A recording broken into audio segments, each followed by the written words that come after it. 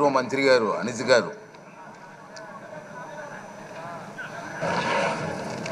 అధ్యక్ష, ఉత్తరాంధ్ర టైగర్, ఉత్తరాంధ్ర ప్రజలందరూ కూడా ఎంతో ప్రేమగా పిలుచుకునే తాతాజీ అని పిలుచుకునే చింతకాయల అయ్యన్న పాత్రుడు గారిని రెండవసారి శాసనసభ్యురాలుగా వచ్చి అధ్యక్ష అని పిలుచుకునే ఒక మంచి అవకాశం కలుగజేసినందుకు గౌరవ ముఖ్యమంత్రి నారా చంద్రబాబు నాయుడు గారికి, ఉప ముఖ్యమంత్రి పవన్ కళ్యాణ్ గారికి, అదేవిధంగా నారా లోకేష్ గారికి, బీజేపీ నాయకులకి అందరికీ కూడా పేరు పేరున ధన్యవాదాలు. అదేవిధంగా ఈ శాసనసభలోకి నన్ను గౌరవంగా పంపించిన నా పాయకరావుపేట నియోజకవర్గ ప్రజలందరికీ కూడా ధన్యవాదాలు, నమస్కారాలు తెలియజేసుకుంటున్నా. 7 సార్లు ఎమ్మెల్యే, 5 సార్లు మంత్రి, 1 సారి ఎంపీ, ఇన్నిసార్లు రాజకీయ జీవితం గడిపినా కూడా ఎక్కడా కూడా భూతద్దం పెట్టి ఎతికినా కూడా ఒక మచ్చ కూడా కనిపించక, కేసు పెట్టాలని ప్రయత్నం చేసినా కూడా ఏమీ కనబడక, నిర్భయ యాక్ట్లు పెట్టుకునే స్థాయికి దిగజారిన ఆ గవర్నమెంట్లో కూడా ఎదురుడి నిలబడిన ధీరుడు మా అయ్యన్న పాత్రుడు గారు, మా తాతాజీ గారు.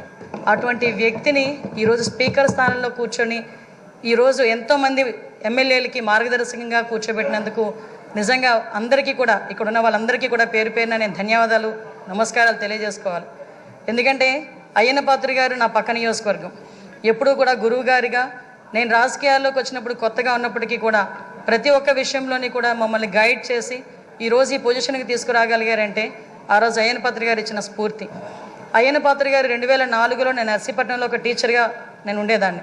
ఎందుకంటే ఈ ఒక్క ముక్క చెప్పాలి, ఎందుకంటే ఈ ఎన్డీఏ గవర్నమెంట్ కానీ తెలుగుదేశం పార్టీ గవర్నమెంట్ కానీ ఒక సామాన్యులను తీసుకొచ్చి శాసనసభలో కూర్చోబెట్టి శాసనాలు తీర్చిదిద్దే విషయంలో ముందు కూర్చోబెడుతున్నారన్న విషయాన్ని తెలియజెప్పడానికి ఒక విషయం చెప్పాలి. 2004లో నేను టీచర్గా నర్సీపట్నంలోనే పనిచేస్తున్నా. ఆ టైంలో గౌరవ స్పీకర్ గారు అక్కడ ఎమ్మెల్యే. ఆ రోజు నేను వెళ్ళి మీకు బొకే కూడా ఇచ్చున్నా, మీ జన్మదినానికి వచ్చి మేము శుభాకాంక్షలు తెలియజెప్పడానికి యాజ్ ఎ టీచర్గా. మళ్ళీ ఈరోజు ఇక్కడ కూర్చొని ఒక శాసనసభలో ఒక మంత్రిగా, ఒక స్పీకర్గా మీకు ధన్యవాదాలు తెలియజేసుకునే ఒక మంచి అవకాశం ఇచ్చినందుకు తెలుగుదేశం పార్టీ అధినేతగా చంద్రబాబు నాయుడు గారికి అందరి తరపున నేను ధన్యవాదాలు, నమస్కారాలు తెలియజేసుకోవాలి. ముఖ్యంగా మీరు చాలామంది ఇప్పుడు చెప్పారు, 40 సంవత్సరాల సుదీర్ఘ రాజకీయ చరిత్ర, ఎక్కడా కూడా మచ్చలేదు. ఎన్నో పోర్ట్ఫోలియోలు చేశారు, ఎంపీగా చేశారు. అతి ముఖ్యంగా ఒక సామాన్యుడికి అతి దగ్గరగా ఉండి కార్యకర్తకి భరోసాగా నిలబడి అయ్యన్న పాత్రుడు అంటే ఒక బ్రాండ్గా నిల్చున్న వ్యక్తి మీరు. ఇవన్నీ జరగడమే కాకుండా మొన్న 2019 అంటే ఇంతవరకు మనం ఎంతవరకు పనిచేసామనేది ఒక ఎత్తు అయితే 2019 నుంచి 2024 వరకు ఉన్న పీరియడ్ని మనం ఒక బ్లాక్ పీరియడ్ కింద తీసుకోవాలి రాజకీయ చరిత్రలోనే. ఎందుకనంటే ఒక శాసనసభ నడిపించడం చేత కాదు, ఒక అడ్మినిస్ట్రేషన్ చేయడం చేత కాక ఒక నియంత పరిపాలనలో ఆంధ్రప్రదేశ్ రాష్ట్రం అట్టడుగుపోయిందన్న సంగతి మనందరికీ తెలుసు. చాలా సందర్భాల్లో తమరితో కూర్చునేటప్పుడు కూడా నేను ఇన్ని సంవత్సరాలు రాజకీయంలో ఉన్నాను కానీ ఇలాంటి ముఖ్యమంత్రిని చూడలేదు అని ఒక్కొక్క సందర్భంలో మీరు మీ భాషలో చెప్పిన సందర్భాన్ని కూడా ఇక్కడ గుర్తు చేసుకోవాలి. ఎందుకనంటే ఇన్ని సందర్భాలు ఒక ఎత్తు అయితే ఈ 5 సంవత్సరాలు మీరు ఎదుర్కొన్న సమస్యలు, నేను ఈ ఒక్క విషయంలోని కూడా మీ కుటుంబ సభ్యుల్ని కూడా నేను అప్రిషియేట్ చేయాలి సార్. ఎందుకంటే 40 సంవత్సరాల రాజకీయ చరిత్రలో మీరు ఎక్కడా కూడా ఒక మచ్చ లేకుండా మీ రాజకీయ ప్రస్థానం మీరు వెళ్తున్నారంటే అక్కడ మీ సతీమణిగా ఉన్న పద్మావతమ్మ కానీ, మీ కుమారులుగా ఉన్న విజయ్ రాజేష్ గారు కూడా, మా కుటుంబ సభ్యులందరూ కూడా మీకు సపోర్టివ్గా నిలబడ్డాం. లాస్ట్ 5 ఇయర్స్లో మనం చూసుకుంటే విజయ్, రాజేష్, అమ్మ ఈ ముగ్గురు కూడా ఎంతో బాధపడ్డారు. రాజకీయంలో ఉన్నందుకు మనం బాధపడడం, మనం ఆ ప్రాబ్లం ఫేస్ చేయడం అనేది ఒక ఎత్తు అయితే ఎక్కడా కూడా తొనకకుండా వెనకకుండా మీకు సపోర్ట్ చేయటం. ఆఖరికి ఎంత దారుణం అంటే మనవరాల్ని కూడా ఇంట్రాగేట్ చేశారు పోలీసులు వచ్చి. చిన్న పిల్ల 3 సంవత్సరాల పిల్లని కూడా ఇంట్రాగేట్ చేసి ఆ అమ్మాయిని కూడా భయకంపితులను చేశారు. అటువంటి సిచ్యువేషన్లో కూడా ఎక్కడ కూడా కదలలేదు. ఒక చిన్న 6 అడుగుల దూరం అని చూపించి గోడను కూల్చడానికి వందలాది మంది పోలీసులు మీ ఇంటి చుట్టుపక్కల పెట్టినా, సార్ ఎక్కడికైనా వెళ్ళండి, జైల్లో పెడితే మళ్ళీ ఇబ్బందులు పడతారేమో అంటే, వస్తే అరెస్ట్ చేయని అమ్మా ఏం చేస్తారు, మహా అయితే చచ్చేటప్పుడు కూడా అదే జెండాతో చచ్చిపోతాను తప్పించి ఏ రోజు కూడా జెండా మార్చకుండా నేను నిలబడతాను, అది నా రాజకీయ నైజం అని గర్వంగా చెప్పిన వ్యక్తి మా అయ్యన్న పాత్రుడు గారు. అటువంటి వ్యక్తి ఈరోజు సభా స్పీకర్ స్థానంలో ఉండటం నిజంగా మా అదృష్టంగా నేను భావిస్తున్నా. అదేవిధంగా ఈరోజు ఏదైతే ఇందాక మన నాయకులందరూ కూడా చెప్పున్నారు, లాస్ట్ 5 సంవత్సరాల్లో పరిస్థితి ఎలా ఉందంటే, ఇంకొక విషయం ఇక్కడ చెప్పాలి సార్. ఎందుకంటే ఈరోజు ఒక బీసీ నాయకుడిని, ఒక 40 సంవత్సరాల సుదీర్ఘ అనుభవం రాజకీయ అనుభవం ఉన్న ఒక నాయకుడిని సరైన పొజిషన్లో సరైన మనిషిని సరైన పొజిషన్లో కూర్చోబెట్టేటప్పుడు ప్రతిపక్ష హోదాలో ఉన్నవారు, ప్రతిపక్ష హోదా కూడా కాదు, మినిమం మా పార్టీ ఎమ్మెల్యేలు ఇక్కడికి వచ్చి పార్టీ సభ్యుల కింద మిమ్మల్ని కూర్చోబెట్టడం ఒక సంప్రదాయం. సాంప్రదాయాలకు విలువిచ్చే ఒక పార్టీగా, సాంప్రదాయాలు విలువిచ్చే అధికార పక్షంగా నిన్న కూడా ప్రమాణ స్వీకారాలు చేసేటప్పుడు 11 మందిలో ఒక ఎమ్మెల్యే మాత్రమే జగన్మోహన్ రెడ్డి అన్న వ్యక్తి, అతనికి ప్రతిపక్ష హోదా లేదు. అలాంటి వ్యక్తిని కూడా సీరియల్ ప్రకారమో ఆల్ఫాబెట్ ప్రకారమో పిలవకుండా ఒక గౌరవ మాజీ ముఖ్యమంత్రి అన్న ఒక హోదాలో మనం పిలిపించి మినిస్టర్స్ తర్వాత అతను ప్రమాణ స్వీకారం చేసే అవకాశం ఇచ్చాం. అది మన గౌరవం, మన సంప్రదాయం. అది కాకుండా ఈరోజు అటువంటి సంప్రదాయాన్ని ఎందుకు వాళ్ళు రిసీవ్ చేసుకోలేకపోతున్నారు? ఈరోజు ఒక బీసీ నాయకుడు, ఆయన రాకపోతే పోయాడు, ఆయన పులివెందులు వెళ్తాడు, ఎక్కడికి వెళ్తాడు.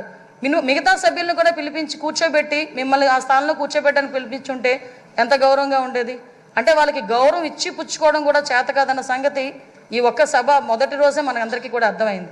నేను ఒకటే అప్పీల్ చేస్తున్నాను సార్, ఈ సభలో ఇంతకు ముందు జరిగిన అవమానాలు కానీ, ఏ ఆడపిల్లకి కూడా ఇంతకు ముందు జరిగిన అవమానాలు కానీ, ఏ ఒక్కరికి కూడా, ఆడపిల్లలకే కాదు ఇక్కడ శాసన సభ్యులకి కూడా ఎక్కడ కూడా ఎటువంటి అవమానాలు జరగకుండా చూసుకునే బాధ్యత.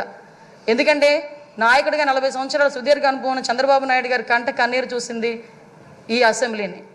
అటువంటి ఈ అసెంబ్లీలో ఆ రోజు కౌరవ సభగా ఉన్న అసెంబ్లీలోకి మళ్ళా గౌరవ సభగా వస్తానని చెప్పి ప్రమాణం చేసి ఇంతమంది సభ్యుల్లో గౌరవంగా మమ్మల్ని కూడా తీసుకొచ్చినందుకు ప్రత్యేకంగా ఆంధ్రప్రదేశ్ రాష్ట్ర ప్రజలందరికీ కూడా ధన్యవాదాలు తెలియజేసుకోవాలి. ఎందుకంటే 175 మంది అంటే ఒకటి మాత్రం చెప్పాలంటే 5 కోట్ల ఆంధ్రప్రదేశ్ ప్రజల్లో 175 మందికే వస్తుంది అధ్యక్ష అని పిలిచే పలుకు. ఒకే ఒకరికి వస్తుంది అధ్యక్ష అని పిలిపించుకునే ఒక వర్డ్. అది మీరవ్వటం నిజంగా మా అదృష్టం, ఉత్తరాంధ్ర ప్రజలు చేసుకున్న అదృష్టంగా నేను భావిస్తున్నా. అటువంటి ఉత్తరాంధ్ర నుంచి వచ్చిన మీరు ఈరోజు ఇందాక పెద్దలు గౌరవనీయులందరూ చెప్పినట్టుగా ఉత్తరాంధ్ర ప్రజలకే కాదు ఆంధ్రప్రదేశ్ రాష్ట్ర ప్రజలకి, అదేవిధంగా భారతదేశంలోని స్పీకర్లందరికీ కూడా ఆదర్శప్రాయంగా ఉంటారని నేను మనస్ఫూర్తిగా నమ్ముతున్నా. మీకు ఆ బ్యాలెన్సింగ్ ఉంది సార్. చాలామంది ఏమనుకుంటారంటే మనం స్పీడ్ అవుతామేమో అనుకుంటారు, కానీ మీకు ఆ బ్యాలెన్సింగ్ ఉందన్న సంగతి నాకు తెలుసు. ఎందుకంటే మిమ్మల్ని అతి దగ్గరగా మీ కుటుంబ సభ్యురాలుగా నన్ను ఎప్పుడు కూడా ఒక కూతురుగా చూసుకుంటారు. అమ్మ కూడా ఎప్పుడు కూడా మమ్మల్ని అందరినీ కూడా ఆదరిస్తారు. మీకు ఇంకొక విషయం చెప్పి ముగిస్తాను సార్. నేను లాస్ట్ టైం గవర్నమెంట్లో ఏదైతే ఆడపిల్లల మీద ట్రోలింగ్లు కానీ, సోషల్ మీడియాలో ట్రోలింగ్స్ కానీ, అదేవిధంగా వ్యక్తిగతంగా మాట్లాడడం కానీ, మీరే కాదండి అక్కడున్న చాలామంది అండి సోషల్ మీడియాలో బాధలు పడ్డాం. బయటకు వస్తే నోటుకొచ్చినట్టు తిట్టారు. మీతో పాటు మాకు కూడా 23 కేసులు ఇంచుమించుగా కేసులు పరంపర నడుస్తుంది. మీరు నేను కలిపి ఉన్న కేసులు చాలా ఉన్నాయి, ఇంచుమించు 4-5 కేసులు ఉన్నాయి. ఇవన్నీ మళ్ళీ పునరావృతం కాకుండా రాబోయే తరాల వారికి ఒక శాసనసభ అంటే ఇలా ఉండాలి.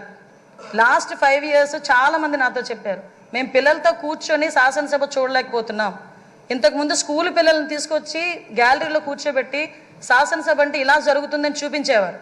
అటువంటి సంప్రదాయం పోయి ఈరోజు టీవీలు ఆఫ్ చేశారు లాస్ట్ 5 years కూడా.